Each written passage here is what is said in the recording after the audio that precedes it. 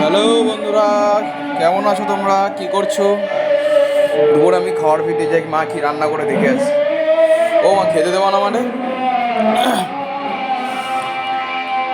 এটা কি? এটা পেঁয়াজ কলি দিয়ে হ্যাঁ বটবটি আলু দিয়ে ভাজা হ্যাঁ করেছি। আর এটা মোচা রয়েছে, চিকেন মোচা। হ্যাঁ, আর আর তোর রুটি। বাবার মাংস রয়েছে, খাসির মাংস। হ্যাঁ, আর কি রান্না করলাম?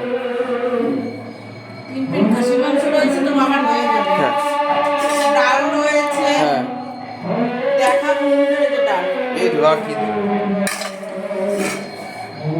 এটার মধ্যে রয়েছে পেঁয়াজ কলি ভাজা। সেই ভাজা।